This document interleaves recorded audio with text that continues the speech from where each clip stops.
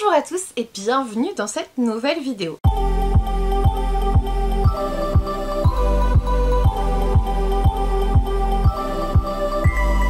Aujourd'hui je suis très contente de vous retrouver pour une petite vidéo que j'appelle discussion, sans vraiment de prétention pour le coup. Et j'ai très envie de parler de comment est-ce qu'on peut se remettre à lire quand on a totalement abandonné pendant un certain temps.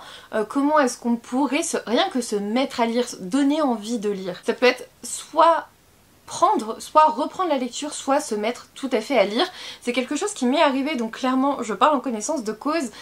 Pendant mes études de médecine, j'ai arrêté de lire en gros, j'ai arrêté de lire de mon bac, enfin de mon entrée à la fac à la 5e année de médecine, où là franchement je commençais à en avoir marre de plus lire de fiction et de lire que des bouquins de cardio, d'orthopédie et tout ça, c'était horrible. Donc vraiment, c'est comme ça que moi j'ai repris la lecture, en tout cas à partir de la 5e année de médecine, après plus de 5 ans d'arrêt parce que j'ai redoublé ma première année, donc hey, vous voyez, c'est pas trop tard peut-être hein. Et puis il y en a qui n'ont jamais eu cette passion, qui n'ont jamais eu de livres dans les mains étant petit, et c'est ok aussi, mais peut-être que vous avez envie d'essayer, peut-être que vous avez envie d'essayer autre chose, d'avoir une nouvelle passion, peut-être que je sais pas moi, BookTok vous donne envie de lire et ça c'est chouette. En tout cas, je vais essayer de vous donner quelques petits tuyaux pour réussir à trouver le livre qui va faire le déclic. Le premier conseil que je pourrais vous donner, ça serait de trouver ce qui vous intéresse. Moi personnellement, lorsque j'ai repris la lecture, j'ai découvert, c'est à ce moment-là vraiment que j'ai découvert BookTube. C'est là que j'ai découvert d'abord les blogs, Booknode, Babelio, etc. Et en fait, je me suis aperçue qu'il n'y avait pas que les gros magazines littéraires qui parlaient lecture, il y avait aussi des gens lambda comme vous et moi. Et ça a fait un petit déclic, et surtout, c'est à ce moment-là que j'ai pu découvrir plein de titres qui faisaient un petit peu la hype à ce moment-là. C'est à ce moment-là que je me suis aperçue que les livres que j'avais lus dans mon adolescence, tout ce qui était Harry Potter, en fin d'ado, jeune adulte, tout ce qui était Twilight, etc., avaient eu des petits frères et sœurs globalement, et que ça ne s'était pas arrêté là, et qu'il y avait des nouveaux titres en jeu. Et clairement, le titre qui m'a fait reprendre la lecture à ce moment-là, c'était La Passe Miroir de Christelle Dabos, parce que j'ai choisi quelque chose qui m'intéressait déjà avant, donc ça c'est plus dans la thématique de reprendre la lecture, dans le sens où si vous avez aimé ça il y a 5 ans, peut-être que vous aimerez toujours ce genre là il y a 5 ans. Si vous étiez fan de thriller polar, il y a fort à parier que ça vous attire toujours si vous prenez le dernier thriller sorti qui a fait beaucoup de bruit et qui est même approuvé par vos booktubers préférés. Là pour le coup il y en a plusieurs qui sont spécialisés dans les polars, donc je vous laisse aller voir. Mais franchement, si vous vous remettez à la lecture, allez vers quelque chose qui est simple pour vous. Si vous lisiez beaucoup de BD, allez vers la BD. Si vous lisiez des contemporains, si vous aviez l'habitude, je sais pas moi, de lire chaque roman d'un auteur à l'époque, par exemple tous les Amélie Nothomb ou tous les Mathias Malzieu, ou je sais pas, allez-y. J'ai envie de vous dire, allez-y, reprenez-en un et vous allez voir, ça va partir tout seul. Ça peut être Musso, ça peut être Lévy. Je vais pas citer tous les auteurs dans cette vidéo, vous avez compris un petit peu le mécanisme. Et puis, si jamais l'objectif c'est de vous mettre à la lecture, là je vais plutôt vous conseiller d'essayer d'aller vers quelque chose qui vous intéresse aussi, mais d'une autre façon. C'est-à-dire que, et j'ai eu un exemple très concret là, il y a pas longtemps, c'est-à-dire que par exemple vous avez aimé un film, et bien parfois les films sont issus de romans. Pourquoi ne pas aller voir le roman? Ça va vous donner des détails sur les personnages, sur l'univers, sur les choses que vous aimez déjà, et du coup peut-être que ça va déjà vous donner le déclic de la lecture. Moi ça m'a fait ça pour le coup. Alors j'avais pas arrêté de lire, mais j'ai davantage apprécié un film après avoir lu le livre qui est une sorte de fin alternative. C'est-à-dire que par exemple, et là c'est un exemple très concret pour moi, si vous êtes fan de certains Disney, essayez les Twisted Tales.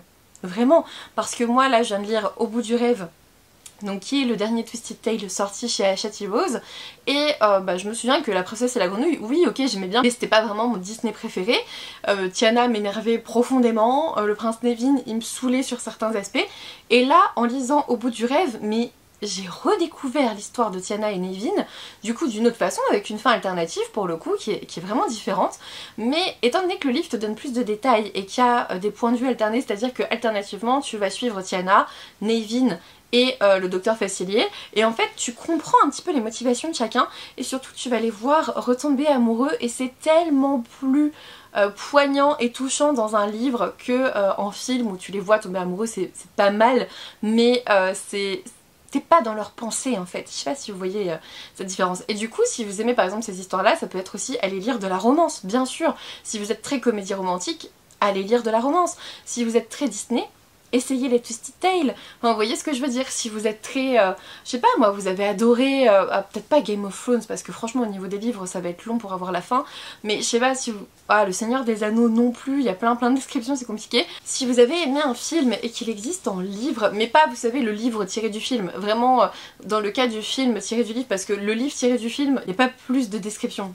Non. La plupart du temps quand j'ai lu un livre tiré d'un film, j'ai pas aimé parce que vraiment c'était pas immersif. Mais je vous conseille vraiment d'aller vers quelque chose que vous aimez déjà dans un autre média, que ça soit une série, que ça soit un film, que ça soit un jeu vidéo. Essayez d'aller vers quelque chose, un univers que vous aimez déjà de tout votre cœur quoi. Ça serait déjà un gros plus. Le plus important en fait dans tout ça, c'est de bien garder en tête que vous pouvez lire ce qui vous intéresse, ce qui vous plaît, ce qui pourrait vous plaire, ce qui vous plaît déjà, et pas ce que vous devriez aimer lire dans la bonne société, etc. Parce que ça par contre, c'est quelque chose de rédhibitoire. La plupart du temps, vous n'allez pas aimer lire les romans qu'on vous propose au collège, au lycée, c'est sûr. Mais si à un moment donné, je sais pas, 10 ans après, vous êtes attiré par les classiques, et ben là, vous pouvez très bien les aimer à ce moment-là. C'est particulier, mais quand on t'oblige à lire quelque chose et que... Bah, en fait, rien que au moment où on t'oblige à faire quelque chose, ce quelque chose devient beaucoup moins intéressant et beaucoup moins attirant et beaucoup moins fun. Donc vraiment n'allez pas vers une littérature que, je sais pas moi, Tata Josiane vous a dit d'aimer parce qu'elle est folle de contemporain et que c'est la seule vraie littérature. Vraiment allez vers quelque chose qui vous intéresse. À partir du moment où vous avez un livre entre les mains, peu importe son genre, peu importe à quoi il appartient, même si c'est un manga, même si c'est... on s'en fiche en fait. Même si c'est pas un recueil de poèmes, ça va, c'est ok et vous avez le droit de le lire et d'être intéressé par ça. Et du coup, c'est vraiment ce qui est super important quand vous voulez vous mettre à lire, je pense. Quand on veut se mettre à lire et qu'on n'a pas cette habitude-là, je pense qu'il faut vraiment aller vers quelque chose qui vous plaît déjà, qui vous intéresse. Quel film aimez-vous? Et si vous savez pas, ben vraiment aller vers une thématique qui vous intéresse, que ce soit la romance, la fantasy, la fiction, peu importe, on s'en fiche, mais n'allez pas vers quelque chose que vous devriez aimer parce que c'est le prix Goncourt de l'année. Allez vers quelque chose qui vous intéresse déjà, rien qu'en lisant le résumé. Et puis si c'est pour reprendre la lecture, vous pouvez aussi très bien relire un roman que vous aviez adoré il y a 10 ans. On s'en fiche qu'il soit pas dans la hype, vraiment. Ça va peut-être vous redonner l'envie de redémarrer la machine. Ensuite, un autre conseil, ça serait d'essayer différents formats. Essayez d'abord, alors est-ce que le format papier vous convient? Est-ce que vous avez cette satisfaction de voir le nombre de pages qui dépassent? Moi j'aime beaucoup ça, c'est pour ça aussi que j'aime bien le format papier, c'est parce que c'est visuel, tu vois combien de pages il te reste, mais tu le vois même sans les compter, ça j'aime beaucoup. Est-ce que tu vas préférer la liseuse parce que t'es souvent dans les transports et que finalement, bah franchement prendre ton relié à 28 € que tu veux pas abîmer dans les transports c'est quand même chaud, et du coup la liseuse bah c'est pas mal parce que tu peux la glisser n'importe où, tu peux la prendre avec toi partout, et aussi t'as une marque de progression parce que pour le coup c'est en pourcentage, mais tu vois à quel pourcentage du livre tu es, et ça aussi c'est super satisfaisant. Ou sinon, est-ce que t'as pas vraiment le temps de lire et du coup t'aurais bien envie d'écouter un livre finalement, qu'on te raconte une histoire en faisant le ménage, le repassage, en étant dans la voiture, en faisant ce que tu veux. Là pour le coup je vais plutôt te conseiller l'audiolivre. Moi personnellement les audiolivres pendant que je fais le ménage et tout c'est un peu dur, mais quand je suis dans la voiture c'est trop bien, c'est vraiment immersif parce que je suis dans ma voiture, donc dans quelque chose de clos, de fermé, avec un toit au-dessus de ma tête, et vraiment j'ai l'impression d'être dans ma tête en fait, je sais pas, c'est une image bizarre. Après attention, la voiture c'est que pour moi parce que je sais que j'y arrive et que j'arrive à suffisamment me concentrer sur la route et tout et qu'il n'y a pas de souci. Mais si vous êtes déjà distrait sur la route, évitez, voilà. Ça y est, tu viens de lire ta première page, félicitations à toi, tu as repris la lecture ou tu t'es mis à lire. Et oui, il faut pas forcément lire un livre par jour pour reprendre la lecture. Rien qu'une première page, c'est un premier pas et pour ça, tu peux déjà t'applaudir. Maintenant, ce qu'il va falloir faire, t'es pas obligé, mais pour réussir à l'inclure dans ton quotidien, le plus important, ça va être de le changer en habitude, c'est-à-dire vraiment prendre ce moment de quelques minutes, parfois de 5 minutes à lire une page à, je sais pas, 3 heures où tu as envie de lire dans une journée, prendre cette habitude de lire tous les jours. Et oui, si, je te jure, t'as le temps. Si moi j'ai le temps, je pense que tout le monde peut avoir le temps. C'est une question de priorité. Moi c'est vrai que je vais pas faire d'autres choses, voilà, je vais pas jouer à certains jeux vidéo et je vais prendre ce temps là pour lire. Tout est une question de priorité. Et une fois que tu en as fait une habitude pendant un mois, c'est beaucoup plus simple de la reproduire derrière. Il faut juste tenir 30 jours en fait. Est-ce que tu vas, je sais pas moi, lire un quart d'heure le matin avant de partir au boulot? Est-ce que tu vas plutôt prendre ta douche en rentrant du taf et puis lire une demi-heure après, juste avant de manger? Est-ce que ça va être juste avant d'aller te coucher? Ça c'est à toi de décider, c'est à toi de voir. Qu'est-ce que tu préfères? À quel moment tu es plus disponible psychologiquement pour lire? En fonction de l'âge que tu as, en fonction de si tu as des devoirs, un mémoire, une thèse, des enfants, bref, en fonction de ta vie au quotidien, c'est à toi de voir quand tu vas pouvoir le faire. Moi c'est vrai que le matin je n'arrive pas à me lever, il m'est impossible de me lever une demi-heure avant pour lire, c'est pas possible, de toute façon je vais pas réussir à lire, je vais être trop fatiguée. Par contre le soir je vais forcément lire avant de dormir. Et ça, que je fasse un live ou pas, parce que dorénavant, il faut le savoir, je fais des read with me, c'est-à-dire des sessions où je vous invite à lire avec moi sur Twitch. Je vous mets le lien de ma chaîne Twitch en barre d'infos si jamais vous voulez nous rejoindre. Et c'est vrai que j'ai eu pas mal de témoignages de certains d'entre vous qui me disaient c'est chouette parce qu'avant en fait je prenais jamais le temps de lire et maintenant je me dis ok il y a un read with me, je vais lire avec eux, ça va me prendre une heure, ça va me prendre une demi-heure, je vais faire une session d'une demi-heure, je vais faire une session de 45 minutes, je vais faire 3 sessions de 45 minutes, mais pendant ce temps-là, je lis et je suis concentrée avec les autres. Et clairement, alors c'est pas pour encenser Twitch ou quoi, mais c'est vrai que moi ça m'a donné une habitude, c'est-à-dire que je sais que tous les jeudis soirs à 18h30, je rentre, je lis. Je rentre à ce moment-là, j'essaye de m'arranger pour rentrer entre 18h et 18h30 parce que je sais que je fais un live tous les jeudis, j'espère, sauf exceptionnellement quand je suis de garde, mais ça n'arrive quasiment jamais le jeudi. À 18h30, je suis en live et jusqu'à 20h30, je vais parler avec vous lecture et je vais lire. Et ça, c'est quelque chose aussi qui m'a permis de lire tellement plus depuis un an, mais vous n'imaginez pas. Vous n'imaginez vraiment pas à quel point j'ai lu plus depuis un an grâce à ces sessions Read With Me, donc lire avec moi. Et je sais que vous êtes beaucoup à venir lire avec moi justement pour essayer d'instaurer cette espèce de petite habitude, ce moment un peu hors de votre journée, hors de votre quotidien, où vous sortez de votre vie réelle et vous arrivez avec nous virtuellement, comme si on lisait tous dans la même pièce, comme si on se réunissait tous dans ma bibliothèque et qu'on venait lire ici. Si c'est quelque chose qui pourrait marcher pour vous, bah n'hésitez pas à essayer pour le coup, mais vraiment le plus important c'est d'avoir cette habitude.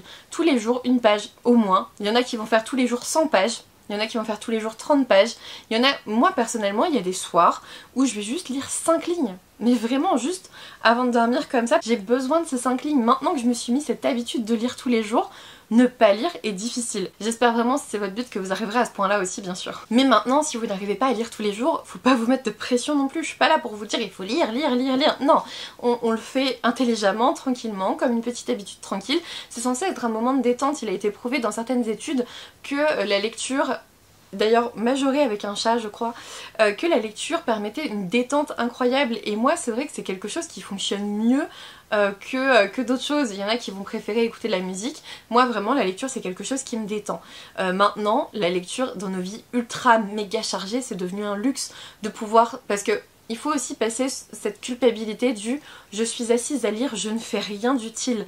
Parce que ça c'est quelque chose qu'on doit tous dépasser à un moment donné. Quand tu joues aux jeux vidéo, tu ne fais rien d'utile non plus et pourtant ça va. Et pourtant ça va. Et ben il y en a quand ils vont jouer aux jeux vidéo, moi personnellement je m'en fiche, voilà. Mais il y en a ils vont jouer une demi-heure aux jeux vidéo et vont culpabiliser parce qu'ils n'ont rien fait d'utile.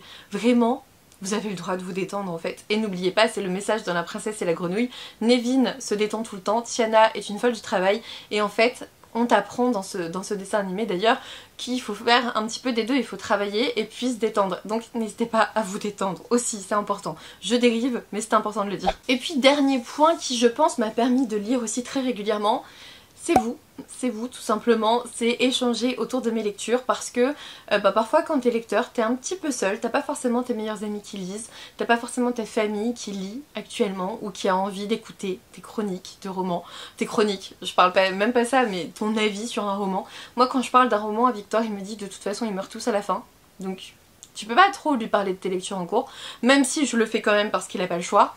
Voilà, il est lecteur mais lecteur de comics, donc forcément on va pas échanger sur tous nos types de lectures, mais je pense que les réseaux sociaux m'ont énormément aidé à avoir cette habitude. Maintenant, les réseaux sociaux sont à double tranchant parce que t'as ce côté extrêmement chronophage, comme le nombre de minutes où tu scrolles sur TikTok, où tu scrolles sur Instagram, et là pour le coup, faut pas tomber dans ce piège là, mais je pense quand même que arriver sur les réseaux sociaux, c'est aussi faire partie d'une grande famille, d'une espèce de grande communauté bienveillante, je vous le souhaite en tout cas, qui parle lecture. Et ça c'est génial, ça a changé ma vie personnellement. Je vous l'ai dit, j'ai repris la lecture en 5e année de médecine.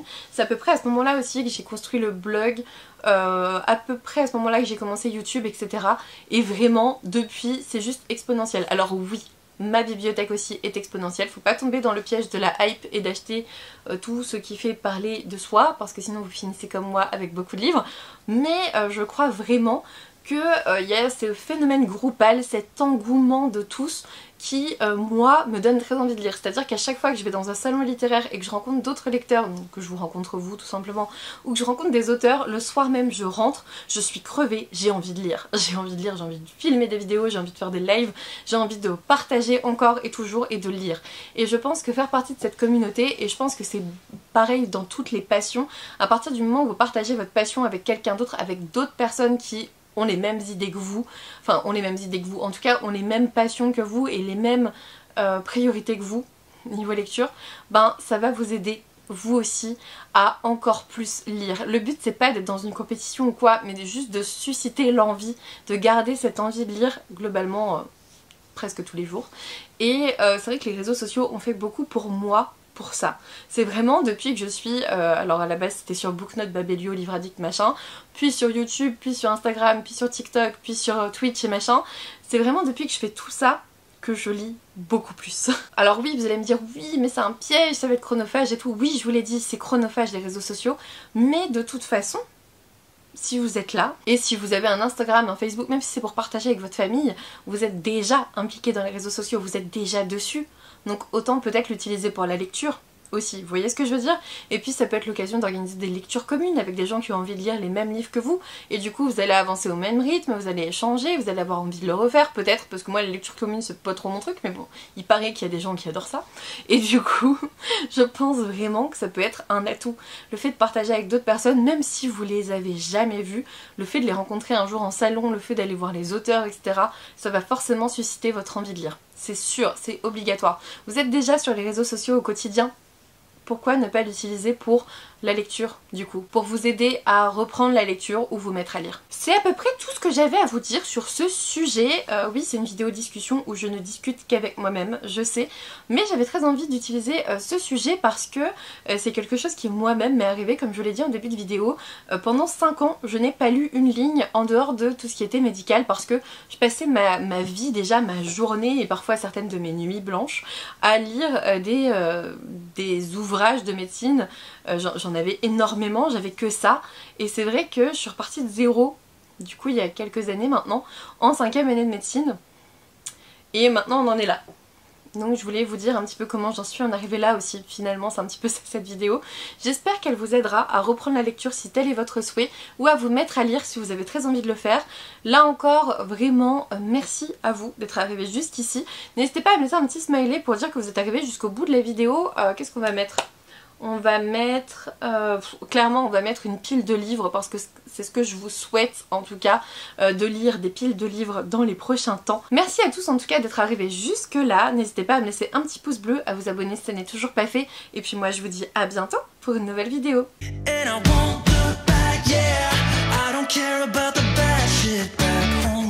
Cincinnati, baby, I just wanna let it go. Nothing matters when we're